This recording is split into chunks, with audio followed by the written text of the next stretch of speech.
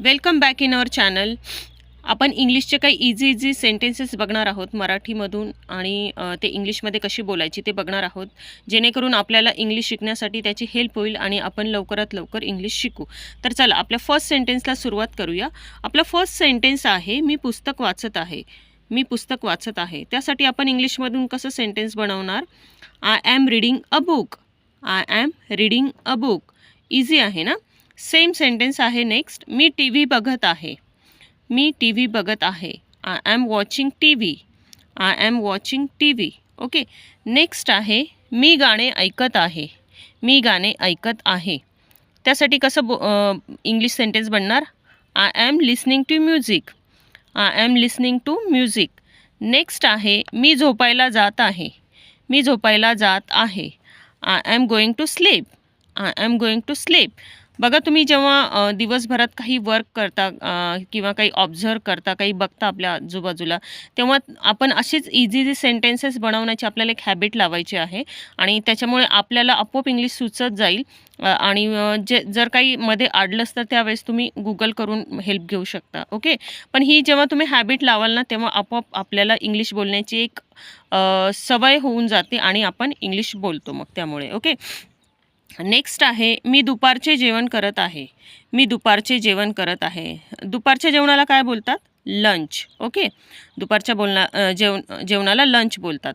तर मी दुपारचे जेवण करत आहे त्यासाठी काय इंग्लिश सेंटेन्स बनणार? I am having lunch. I am having lunch. Next आहे मी रात्रीचे जेवण करत आहे. मी रात्रीचे जेवण करत आहे. त्यासाठी इंग्लिशमधून काय सेंटेन्स बोलणार आपण? I am having dinner. I am having dinner. Okay. Next आहे मी साफसफाई करत आहे. मी साफसफाई करत आहे. त्यासाठी काय इंग्लिश सेंटेन्स बनणार? I am cleaning. I am cleaning. Okay. Easy आहे ना? नेक्स्ट आहे मी बाहेर जात आहे. मी बाहेर जात आहे. I am going out. I am going out. Okay. Next आहे मी व्यायाम करत आहे. मी व्यायाम करत आहे. अच्छा, मला कमेंटमध्ये सांगा बरं, खरंच कोण कोण व्यायाम करतं आणि डेली करतं असं कोणी असेल तर मला कमेंटमध्ये नक्की कळवा. तर मी व्यायाम करत आहे त्यासाठी काय सेंटेन्स बनणार? I am exercising. I am exercising. Okay. Next आहे मी चालायला जात आहे. मी चालायला जात आहे. बघा हा पण एक व्यायामाचाच पार्ट होतो. तर मी चालायला जात आहे साठी काय इंग्लिश सेंटेन्स बनणार? I am going for a walk. I am going for a walk. Okay. Next आहे मी पाणी पित आहे. मी पाणी पित आहे. तर त्यासाठी काय सेंटेन्स बनणार आपलं? I am drinking water. I am drinking water. Next आहे माझ्या मागे ये. माझ्या मागे ये. तर त्यासाठी काय आहे sentence? Follow me. Follow me. Next आहे कसे म्हणायचे आहे. कसे म्हणायचे आहे त्यासाठी कसं बोलणार आपण? How to say. How to say. Next आहे व्हेरी ब्युटिफुल सेंटेन्स आहे. नेक्स्ट आयुष्याचा आनंद घ्या, हसत राहा. Enjoy life, keep laughing. Enjoy life, keep laughing. बघा कशी लाईफ असू दे, आपण आयुष्याचा आनंद घ्यायचा असतो, कारण आपण खूप लकी आहोत की देवाने आपल्याला एक माणूस म्हणून निवडलेला आहे. आपण खूप लकी आहोत, देवाने आपल्याला मनुष्याचा जन्म दिला आहे आणि मनुष्य खूप काही करू शकतो. त्यामुळे आयुष्य जे काय आहे ते आनंदाने जगा आणि आपलं आयुष्य सक्सेस करण्यासाठी किंवा आपल्या आयुष्याच्या ज्या काही आपल्या विश असतात त्या कंप्लीट करण्यासाठी प्रामाणिकपणे मेहनत करा. ओके. आणि पॉझिटिव्ह थिंकिंग राहा आणि रोज देवाचे ग्रॅटिट्यूड तुम्ही मानत जा. ओके. तर बघा तुम्ही हवं तर स्क्रीनशॉट क्लिक करू शकता. एक सेकंड. ओके.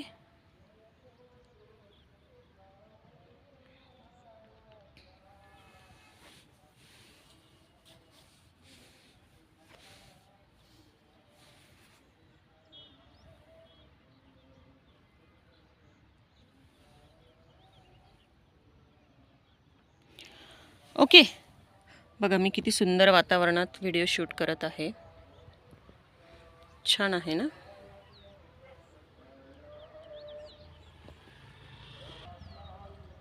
बघा छान आहे ना?